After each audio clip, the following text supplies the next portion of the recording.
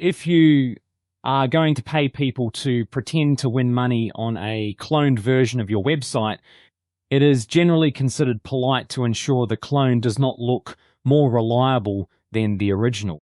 Lambert Willingham is here with the Ripcorp Daily Digest for June 22nd, 2026. This morning we examine a region struggling with the consequences of automation and extreme weather, a global energy market responding to secret negotiations and sudden industrial explosions, and a political landscape where leadership is treated as a temporary arrangement. The local news in Central Texas remains dominated by individuals discovering that their surroundings are less hospitable than advertised. In Katy, Texas, a 76-year-old woman was killed on Sunday after a Tesla operating on its automated driver assist system crashed directly into her home. Local sheriff deputies reported that the vehicle left the roadway, accelerated across the lawn, and penetrated the structure, pinning the victim inside. The driver informed investigators that the automated system was engaged at the time of the collision, which is now under investigation by local authorities and federal safety regulators. The vehicle manufacturer has frequently suggested that these systems require active driver supervision, which is a comforting legal distinction when you are sitting in your living room. Further west in the municipality of Manor, a major collision on Farm to Market Road 973 has left one woman dead and several others, including 2 young children, with life-threatening injuries. Emergency medical services and the Manor Police Department responded to the scene on Sunday morning, closing the highway for several hours to examine the wreckage. State troopers have urged drivers to maintain absolute focus as summer traffic levels rise, though the advice assumes that the primary hazard on the road is merely a lack of attention. On the railway tracks of northwest Austin, a pedestrian is expected to survive after being struck by a train early on Monday morning. The Austin Police Department reported that the individual was clipped near Duval Road around 3:30 in the morning and transported to a hospital with serious but non-life-threatening injuries. While collisions between pedestrians and locomotives are almost always fatal, the survivor escaped with their life in what authorities described as an act of immense luck. Walking near active rail lines remains a popular method of testing the laws of physics, which generally do not grade on a curve. In central Austin, the historic concrete arch bridge crossing Barton Creek celebrated its 100th anniversary on Sunday. While local preservation groups gathered to mark the centennial with quiet retro celebration, the milestone is overshadowed by a municipal plan that may see the structure replaced entirely. Local advocates are currently mobilizing to demand the restoration of the landmark rather than its demolition, pointing out that a century of service ought to earn a structure some defense against progress. The city has yet to clarify whether the historic value of the bridge can compete with the modern necessity of moving cars slightly faster over water. The arrival of the summer solstice has brought triple-digit temperatures to central Texas, ending the recent humidity and rain in favor of a much drier, more oppressive reality. A heat advisory has been issued as the mercury climbs toward the high 90s and beyond, with the feels-like metrics matching the actual temperature. Meteorologists have warned that precipitation has effectively disappeared from the forecast for the foreseeable future, forcing residents to seek shade and limit outdoor exposure during peak afternoon hours. This transition is described as a dry heat, which is a distinction that remains popular among people who do not have to work outdoors in it. In collegiate baseball, the high-stakes coaching carousel has left the Texas Longhorns with a sudden vacancy after associate head coach Nolan Cain defected to the rival Texas A&M Aggies. Kane had only recently arrived in Austin ahead of the 2025 campaign, working alongside head coach Jim Schlossnagle to construct a highly rated recruiting class.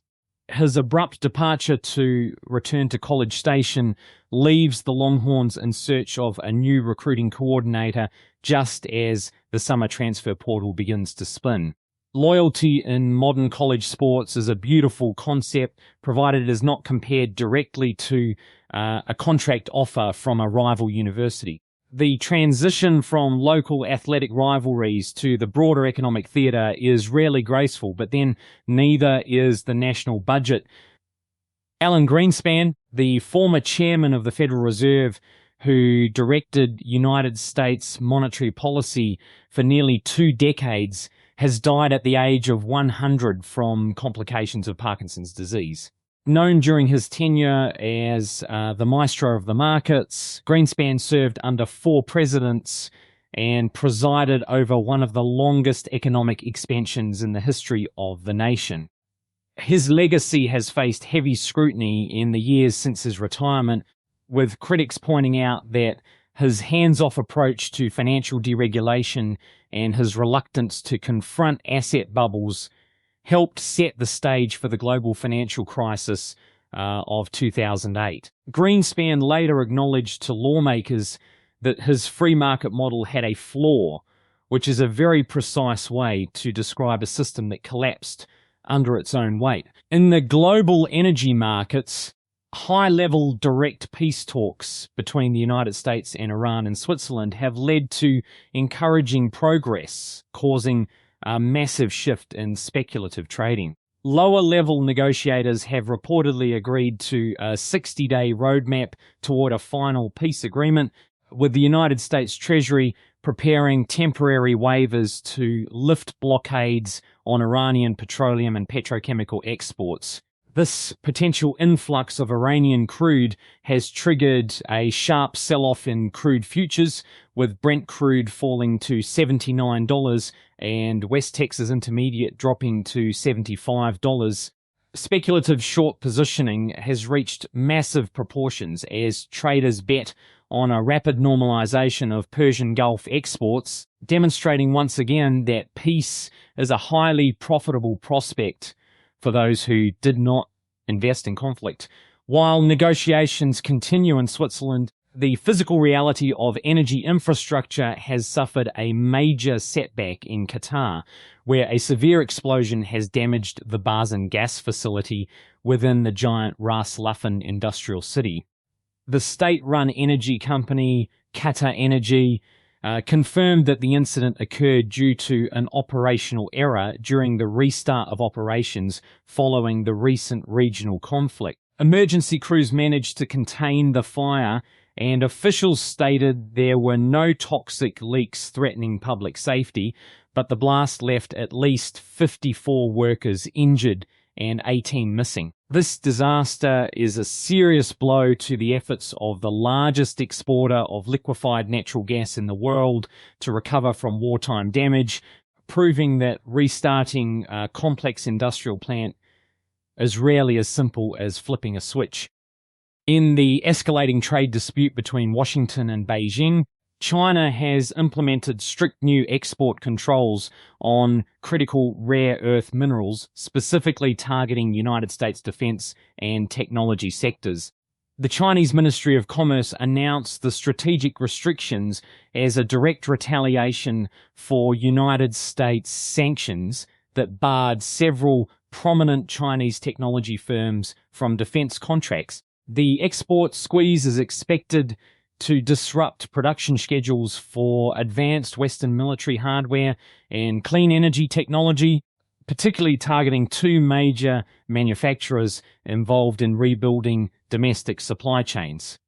Beijing is reminding the West that while you can design a high-technology future on a whiteboard, you still need to dig the physical raw materials out of the ground.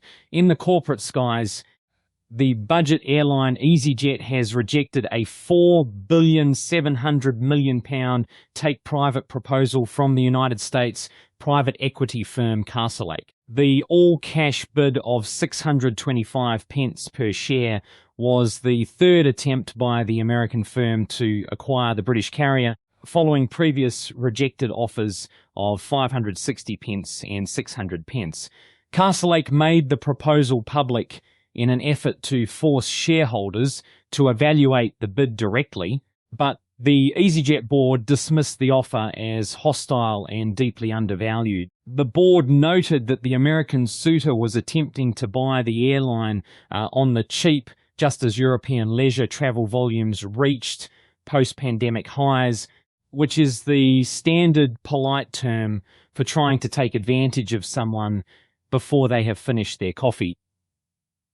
Leaving the corporate boardrooms behind, we find that the global stage is currently occupied by individuals who seem to view governance as a branch of the performing arts. In the United Kingdom, Prime Minister Keir Starmer has announced his resignation barely 2 years after leading the Labour Party to a historic landslide victory. The political collapse follows weeks of intense internal mutiny sparked by devastating local council losses to Nigel Farage and the Reform Party, alongside a series of political errors. The final blow came after a scandal involving the appointment of Peter Mandelson, who has past links to Jeffrey Epstein as the ambassador to the United States, which cost Starmer the support of his own cabinet. Starmer will remain in office as a caretaker until a successor is chosen, with the Mayor of Greater Manchester, Andy Burnham, already preparing a dominant bid for the position. The British Premiership has recently acquired the job security of a seasonal agricultural worker, though with significantly better pensions. In South America, the right-wing political realignment has claimed another victory with Abelardo de la Espriella, known as El Tigre, winning the presidential election in Colombia. The Trump-endorsed nationalist lawyer secured a narrow runoff victory over leftist Senator Ivan Cepeda, promising to launch a massive anti-cartel crackdown modeled after the hardline security policies of El Salvador. The outgoing leftist president, Gustavo Petro, immediately alleged that the vote count was compromised by Israeli software hackers, though international observers quickly projected the victory as final. It appears that losing an election in the modern era is no longer a matter of policy failure, but rather a conspiracy involving foreign intelligence and a computer program that no one in the room quite understands. The world of online speculation has also suffered a reputational setback after an investigative report revealed that the prediction market platform Polymarket paid social media creators to post deceptive videos of fake bets. The investigation identified over 1,100 videos depicting fraudulent wagers and massive wins that never actually occurred, often filmed on cloned copies of the website to simulate legitimacy. Several creators confirmed they were paid to generate the viral clips without disclosing the sponsorship, drawing regulatory scrutiny and skepticism from the public. The platform has successfully demonstrated that the most effective way to predict the future is to pay someone to lie about the present.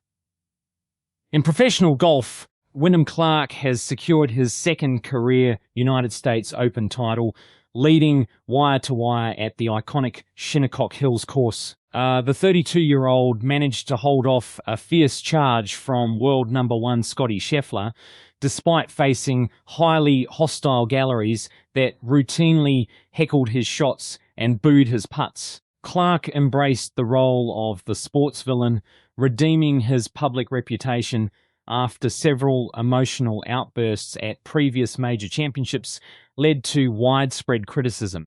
Spectators were reportedly escorted from the property by security, confirming that golf fans remain the only group of people who can turn a lawn game into a low-intensity riot.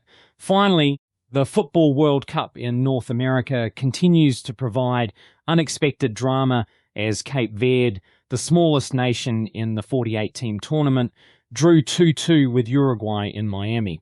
Following their earlier draw against Spain, the Blue Sharks secured their point with a free kick from Kevin Pena and a late equaliser from substitute Helio Varela. The result puts the debutants on the verge of qualifying for the round of 32 ahead of their final group match against Saudi Arabia on Friday. It is a remarkable run for a nation of under 600,000 people, proving that athletic competence is not always distributed in proportion to landmass or gross domestic product. When we look at these developments collectively, a familiar pattern begins to emerge across the landscape of our global affairs. We live in a world where the physical systems we depend on, such as Qatari natural gas facilities, century-old concrete bridges, and rare earth supply chains, are under constant strain from neglect, political conflict, and simple operational error. Yet our institutions appear increasingly obsessed with virtual abstractions, whether that is the algorithmic calculations of autopilot systems, the digital theatre of prediction markets, or the manufactured outrage of social media clips. The consequence of this divide is that the real world continues to break down while we are busy arguing over the data. The people who will feel this most directly are not the commentators or the corporate executives, but the ordinary citizens who must navigate the failing infrastructure, the rising temperatures, and the increasingly volatile political environment. If we continue to prioritize the simulation of progress over the maintenance of reality, we should not be surprised when the bridge beneath us finally decides that 100 years of service is quite enough. That is the news for today, and as usual, there is very little in it to suggest we are getting any smarter. It seems the only thing rising faster than the Texas heat is the price of pretending everything is under control.